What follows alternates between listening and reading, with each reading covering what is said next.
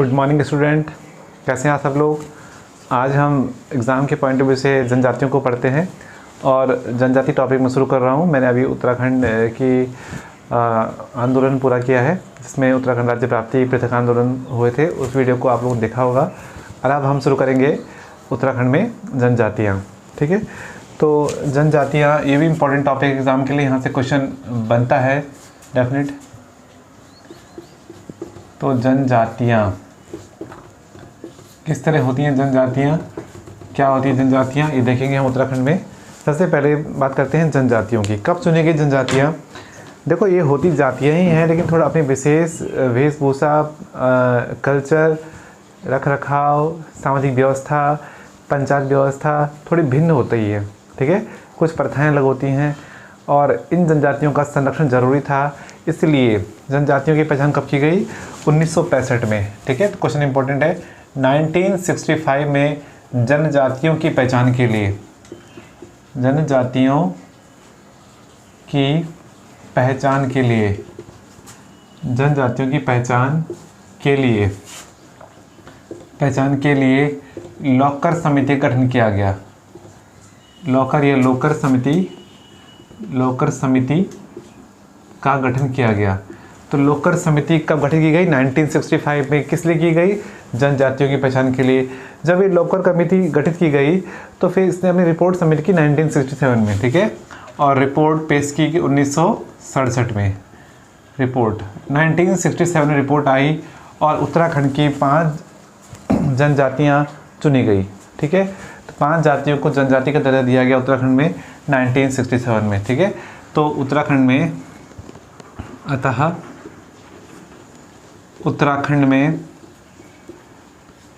उत्तराखंड से 5 जनजातियाँ चुनी गई। तो हमें हमारी जनजातियाँ कब मिली? 1967 में मिली, लोकर कमेटी की सिफारिश पर। ठीक है, वो जनजातियाँ थी आपकी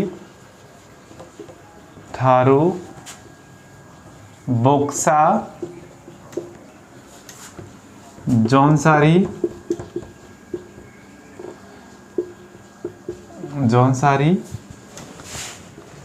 राजी और भोटिया।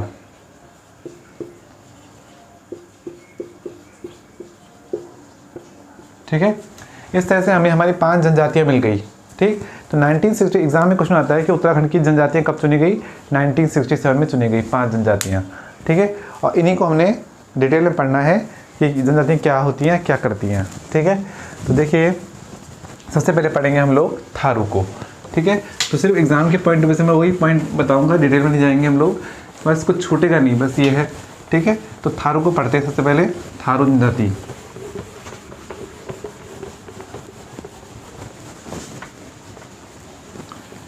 चलिए भाई, तो लिखते हैं थारू जनजाति के बारे में।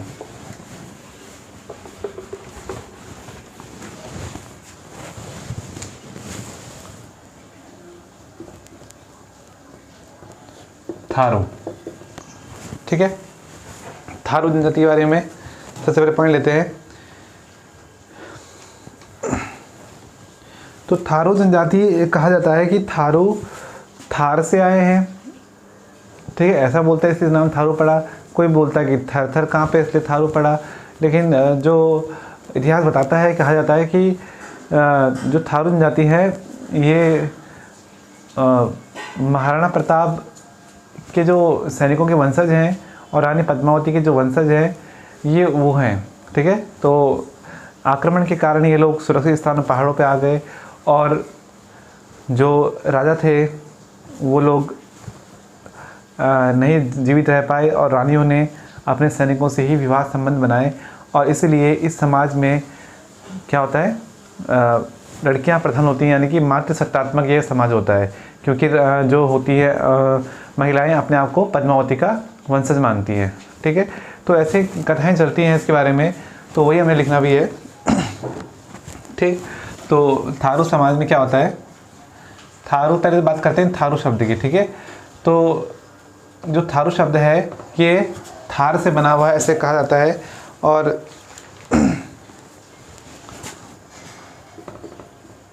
थारू का अर्थ थारू का अर्थ है ठहरे हुए, नाम से लग रहा है ठहरे हुए, ठीक है। कोई बोलता है कि थारू का अर्थ है भीगा हुआ, तरवा सबसे बना है तरवा से भीगा हुआ, तो भीगा हुए भीगा हुआ और ठहरे हुआ, इसका अर्थ है दो, थारू का अर्थ है, ठीक है। क्योंकि थारू अगर तरवा सबसे बना है तरवा, ठीक है, तो तरवा का अर्थ हो गया भीगा हुआ। तो थारू शब्द के दो अर्थ बताए जाते हैं, एक ठहरे हुए, ये भीगा हुआ, ठीक है। और नेक्स्ट फील्ड के अनुसार नेक्स्ट फील्ड के अनुसार थारू शब्द की उत्पत्ति, थारू शब्द की उत्पत्ति थार से हुई है, थार से हुई है, थार से हुई है, ठीक है। तो नेक्स्ट फील्ड के अनुसार थार शब्द की उत्पत्ति थार से हुई है। इसके अलावा क्रुक ने कहा है, क्रुक के अनुसार, ये आ सकता है भाई किसके अनुसार, किसके अनुसार, ठीक है। तो क्रुक के अनुसार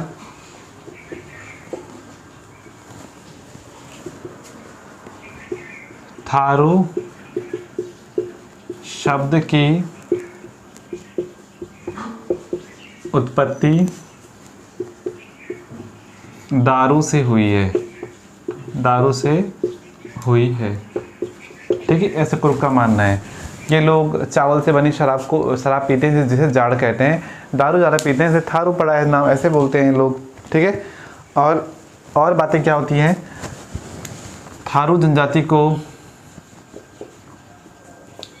जनजाति को मलेरिया प्रूफ,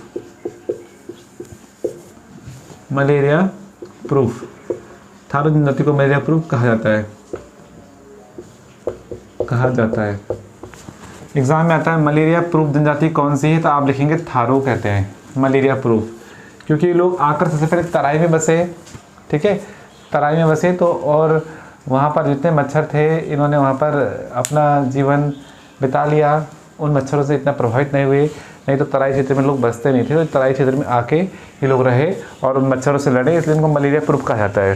तो मलेरिया प्रूफ जनजाति किसे कहते हैं, थारू को कहते हैं, ठीक। आप जानते हैं कि तराई क्षेत्र को तो एटकिंसन ने मरुभूमि की संज्ञा भी दी है, मरुभूमि, कि वहाँ पर कोई जीवित रहता नहीं था, ऐसा एटकिंसन ने लिखा है, ठीक है। तो तराई को क्या कहा गया है, मरुभूमि भी कहा गया है, तो वहाँ पर ये लोग रहे और मलेरिया प्रूफ बने, ठीक है। चलिए इसके अलावा बात करते हैं अब थारुओं के, अब आगे की बातें करते हैं थारुओं के समाज की, ठीक है। चलिए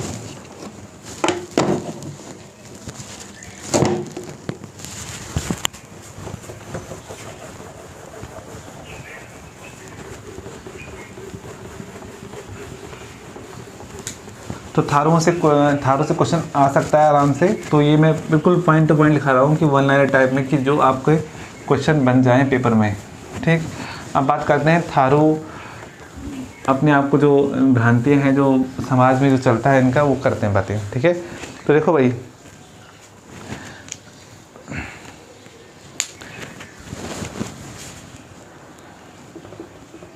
तो थारू समाज में महिलाएं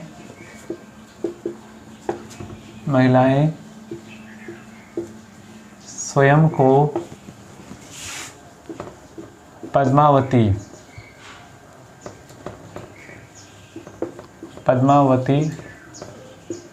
का वंशज मानती हैं, स्वयं को पद्मावती का वंशज, वो कहते हैं कि हम पद्मावती के परिवार से हैं, ठीक है। तथा पुरुष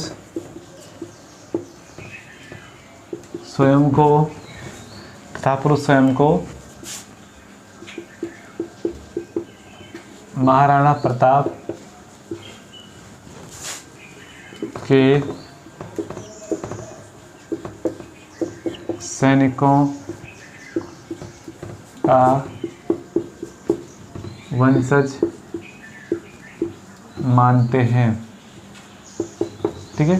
जब खिलजी के आक्रमण हो रहे थे तो जो राणा रतन सिंह थे उन्होंने ऐसे मानते हैं कथा में कि रानियों को सेफ स्थान पर भेज दिया और सैनिकों के साथ। फिर राजा तो वापस आए नहीं, तो रानियों ने सैनिकों से विवाह कर लिया, इसलिए उस समाज में महिला प्रधान होती हैं। अतः यह समाज मातृसत्तात्मक होता है। मातृसत्तात्मक होता है।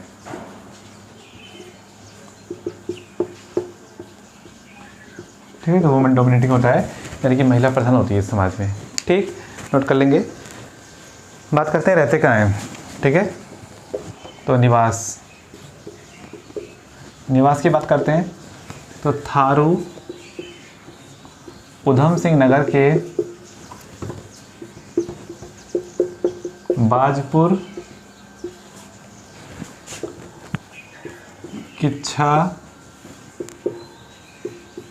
खटीमा, थारू उधम सिंह नगर के बाजपुर किच्छा खटीमा नानकमत्ता सितारगंज,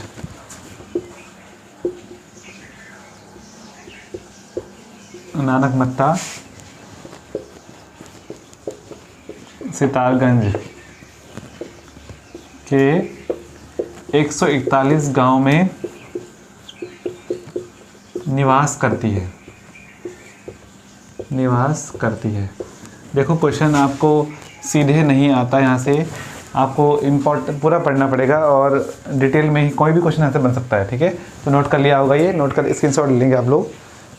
फिर आगे बढ़ते हैं थारू समाज में। ठीक, चलिए।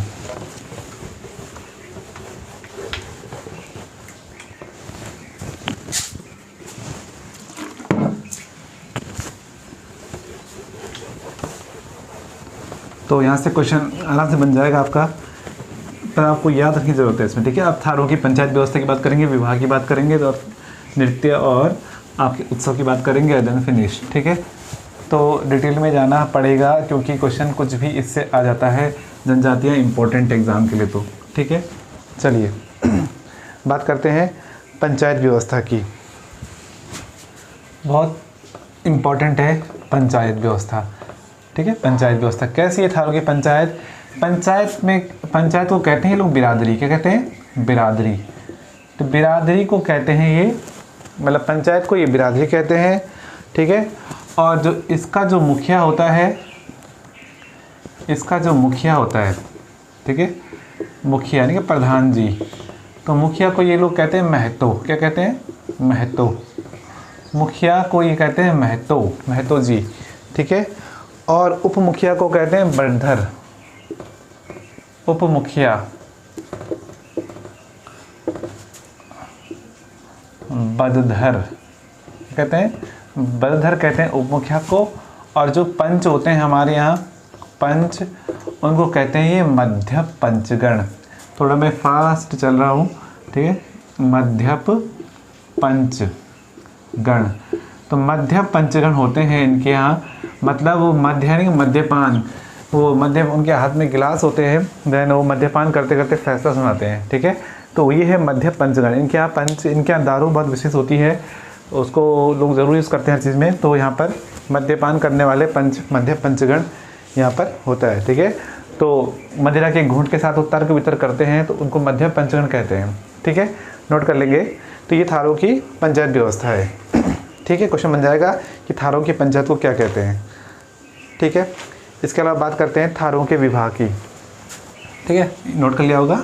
आगे चलते हैं थारों के विवाह किस तरह होते हैं। ठीक है, कुल मिला के थोड़ी प्रथा की बात करेंगे, थोड़ा विवाह की बात करेंगे।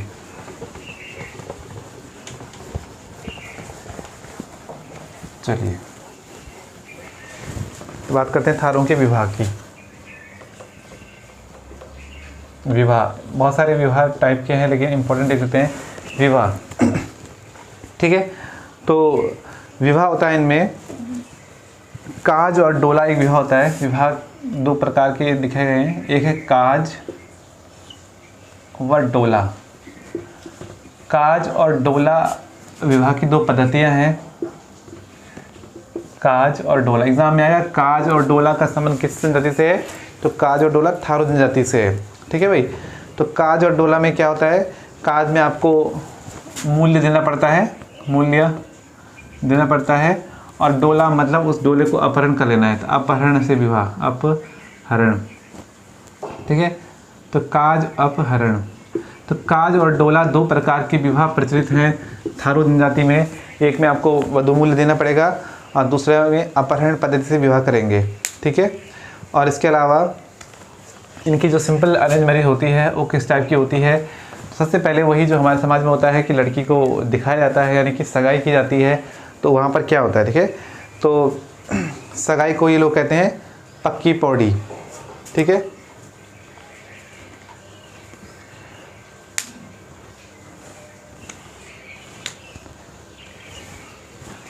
चलिए, तो सबसे पहले दिखनौरी प्रथा होती है, सगाई होती है।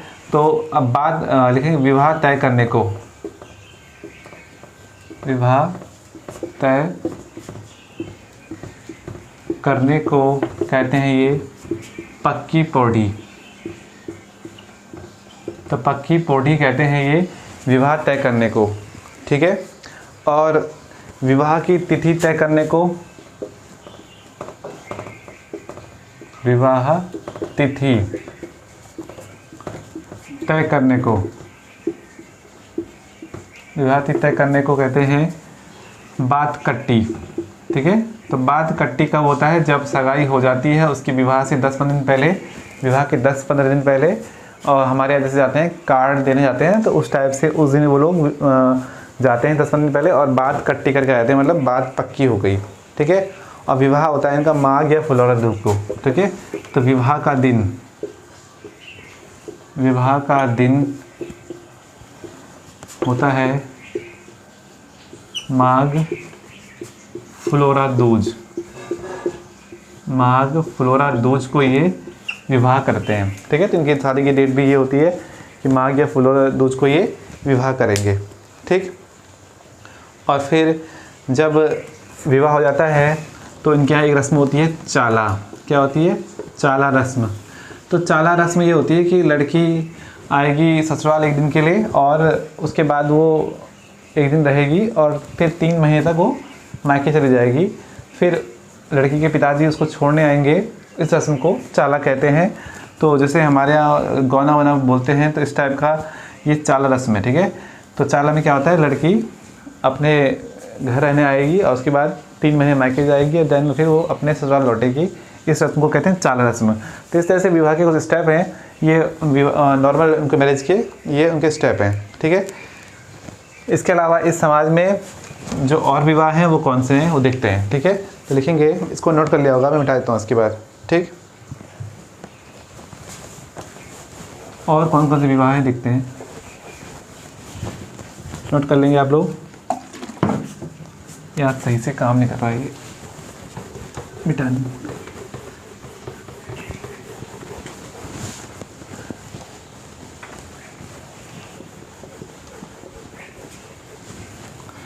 ठीक है भाई। इसके अलावा और कौन सी विवाह, देखो डिटेल काफ़ी है इसमें, लेकिन मैं इतना डिटेल जा नहीं सकता यहाँ पर। ठीक है। क्योंकि वीडियो अपने आप में लंबी होती है, तो सिंपल से बात कर लेते हैं। इसके अलावा जो विवाह है, अतिरिक्त विवाह, वो चुटकटा विवाह भी होता है। चुटकटा विवाह, चुटकटा विवाह और उठान विवाह, उठान विवाह। तो चुटकटा विवाह और उठान विवाह का प्रचलन किस समाज में है, थारू समाज। आपने सिर्फ थारू याद रखना है। ठीक है। ये एग्जाम में सीधा आज से पूछेगा नहीं क्यों क्या, सीधे पूछेगा वो शब्द आपको याद रखना चाहिए, किस में पढ़ा है आपने वो शब्द, तो याद रखना है। चुटकटा विवाह, उठान विवाह, ये थारू में है। ठीक है। और आपको ये भी ध्यान रखना है कि इस समाज में लठ भरवा, भोज, विधवा विवाह पर दिया जाता है, विधवा विवाह पर दिया जाता है। ठीक है। तो एक खास तौर पे अगर किसी विधवा का विवाह हो रहा है, इस समाज में विधवा विवाह का प्रचलन है। ठीक है। और विधवा का विवाह हो रहा है तो उस समाज में किस तरह का भोज, उस भोज को क्या बोलते हैं? उस भोज को बोलते हैं लठ भरवा भोज। एग्जाम में आएगा लठ भरवा भोज का संबंध किस जनजाति से है, तो आपको ध्यान रखना है थारू जनजाति से लठ भरवा भोज का संबंध है। ठीक है, चलिए, तो ये विवाह को मैंने इन शॉर्ट बता दिया। इसके अलावा बदला विवाह, तीन टिकटी विवाह भी इसमें प्रचलित है। ठीक है, तो ये शब्द याद रखना बस आपने, तीन टिकटी विवाह और बदला विवाह। ठीक है, क्लास नोट्स में इसके डिटेल में लिखा है मैंने इन चीज़ों को, तो अभी तो यहाँ पर इतना समय नहीं मिल पाता। तो तीन टिकटी विवाह और बदला विवाह ये सब के सब डिफाइन किए गए हैं। चुरकटा विवाह, उठान विवाह, लठ भरवा भोज, तीन कठी विवाह और बदला विवाह। ठीक है, तो ये सब आपको थारू समाज टिक कर देना इनमें। ठीक, अच्छा, फिर थारू समाज में परिवार को क्या कहते हैं? संघ कहते हैं। ये क्या कहते हैं? संघ। थारू समाज में परिवार को संघ कहा जाता है। संघ कहा जाता है। थारू समाज में परिवार को क्या कहते हैं? संघ कहते हैं। ठीक है, संघ। चलिए आगे बढ़ते हैं। सगाई को कहते हैं अपना पराया।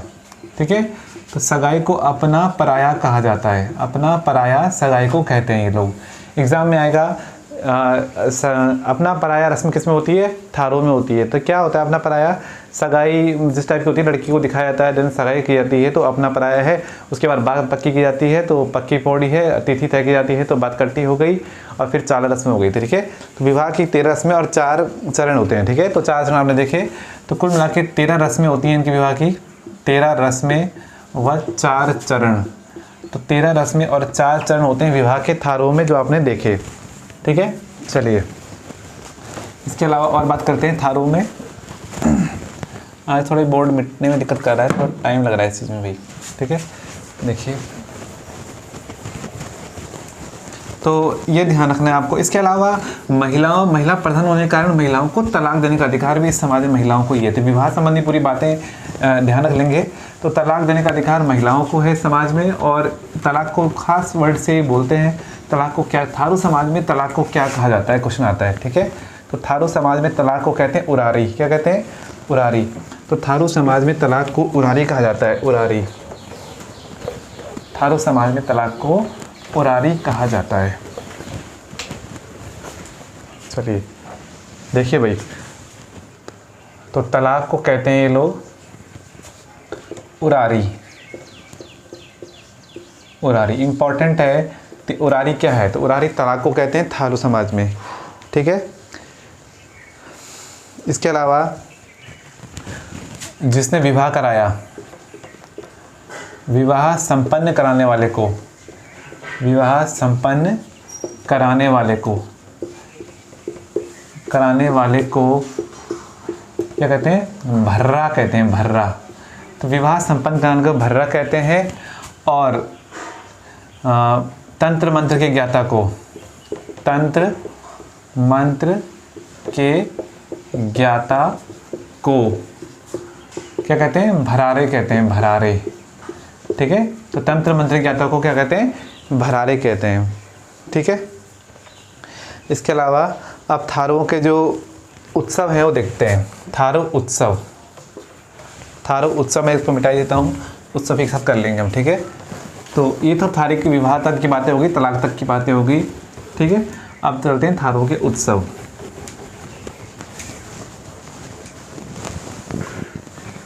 देखो भाई, थारू उत्सव। थारू के उत्सव जो हैं, सबसे पहले वही उत्सव है जो हमारे हैं। पहले है दीपावली। ठीक है, तो दीपावली को ये लोग शोक के रूप में मनाते हैं। दीपावली को शोक के रूप में कौन सी जनजाति मनाती है? तो दीपावली को शोक के रूप में कौन मनाती है? थारू जनजाति मनाती है। ठीक है, उस दिन ये लोग बरसी वरसी कर लेते हैं अपने पर्यावरण की, पूर्वजों की। ठीक है, इसके अलावा होली इनकी विशेष होती है। होली कैसी होती है? होली इनकी एक होती है जिंदी होली, एक है इनकी जिंदी होली, एक है इनकी मरी होली। तो तो जिंदी होली और मरी होली किस में होती है? थारू में होती है, जिंदी होली और मरी होली। ठीक है, इसको उजली होली भी कहते हैं लोग, उजली होली, इसको ये अनेरी होली भी कहते हैं। तो ये क्वेश्चन आ रखा है भाई, बहुत इंपॉर्टेंट है ये चीज़ें। ठीक है, ये एग्ज़ाम में इंपॉर्टेंट है। उजली होली और अनेरी होली का संबंध किससे है? जिंदी होली मरी होली क्या होती है? ठीक है, तो जिंदी होली तो 1 महीना 8 दिन चलती है। ठीक है, तो जिंदी होली चलती है 1 महीना 8 दिन, 1 महीना और 8 दिन कौन सी होली चलती है? जिंदी होली। और मरी होली में ये होलिका दहन करते हैं। ठीक है, होलिका दहन, होलिका दहन तो अपने अपने शब्द हैं समाज के, इसलिए वो जनजातियाँ कहलाती हैं। ठीक है, तो ये जिंदी और मरी होली का संबंध किससे है? तो आप बोलेंगे थारू जनजाति से है। इसके अलावा इनका त्यौहार है बजहर। तीसरा बहुत इंपॉर्टेंट है बजहर, एग्जाम में आएगा। बजहर त्यौहार किसका होता है? तो बजहर आपका होता है थारुओं का। ठीक है, इस दिन महिलाएं बरगद और पीपल के नीचे रात भर नाचती हैं, तो इनको बजहर त्यौहार ये मनाते हैं ये लोग। ठीक, इसके अलावा बात करते हैं थारू नृत्य के, तो लिखेंगे थारुओं का नृत्य, थारुओं के नृत्य बहुत इंपॉर्टेंट है। यहाँ से भी क्वेश्चन आराम से बन जाएगा नृत्य पार्ट से। ठीक है भाई, तो नृत्य इंपॉर्टेंट नृत्य हैं आपके ठकरा, झमड़ा, सेजनी। ठकरा, झमड़ा, सेजनी, लहचारी। ठकरा, झमड़ा, सेजनी और लहचारी, वेरी इंपॉर्टेंट लहचारी नृत्य आ रखा है क्वेश्चन भाई। ठीक है, तो लहचारी नृत्य का संबंध किससे है? थारू जनजाति से है। इसके अलावा इनका एक थारू का नृत्य गीत भी है, झुमटा। ठीक है, तो नृत्य गीत, थारुओं का नृत्य गीत वो है झुमटा,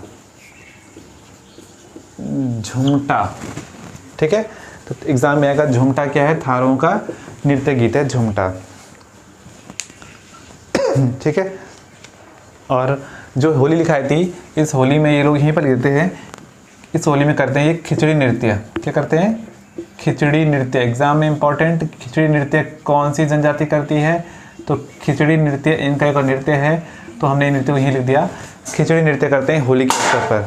ठीक है, और आगे बढ़ते हैं इससे। तो ये ध्यान रखना है आपको, लहचारी और खिचड़ी नृत्य एग्जाम में पूछा गया है। इसके अलावा उजली और अनेरी होली, दीपावली को शोक के रूप में मनाना, और बजहर त्यौहार इंपॉर्टेंट। ठीक है, नोट कर लिया होगा आप लोगों ने। आगे बढ़ते हैं, डिटेल में जाने में तो बहुत टाइम लग जाएगा इसमें। ठीक है, तो काफ़ी लंबी वीडियो बन जाएगी 1.5 घंटे की, लेकिन इतना डिटेल जाना की ज़रूरत नहीं है एग्जाम के लिए। मैं सिर्फ इंपॉर्टेंट जो पॉइंट है मेरे अनुसार वो मैं आपको बताता हूँ। ठीक है, इसके अलावा थारुओं के देवी देवता, देवी देवता, थारू भूमिया देवता की पूजा करते हैं भाई। ठीक है, तो भूमिया, नगराई, भूमिया, नगराई, पछावन, भूमिया, नगराई, पछावन। ठीक है, और कोरोदेव, खड़गाभूत, कोरोदेव, खड़गाभूत। ठीक है, ये इनके प्रमुख देवी देवता हैं। ठीक, थारुओं का भोजन मछली भात। ठीक है, भोजन इनका, भोजन प्रिय भोजन इनका क्या है? मछली भात है। मछली और भात ये लोग ज़्यादा पसंद करते हैं, तो मछली भात इनका प्रिय भोजन है। ठीक है,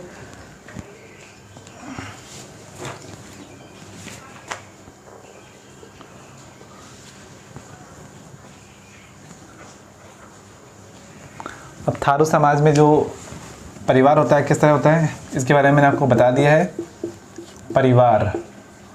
परिवार इनका जो होता है वो मातृसत्तात्मक होता है, मातृसत्तात्मक। तो परिवार मातृसत्तात्मक होता है।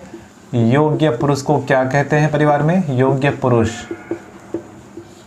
अयोग्य महिला, जो परिवार की बड़ी बड़ी होंगी, ठीक है, फिर जो पंचायत में भाग लेंगी उनको क्या कहते हैं? तो योग्य पुरुष को कहते हैं गंधूर। ठीक है, गंधूर क्या है?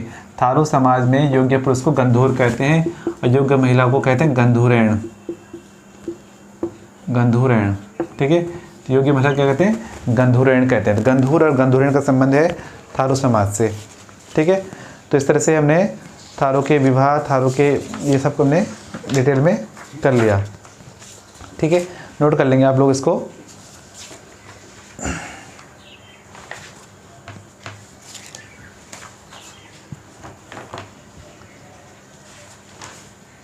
नोट कर लिया होगा आप लोगों ने।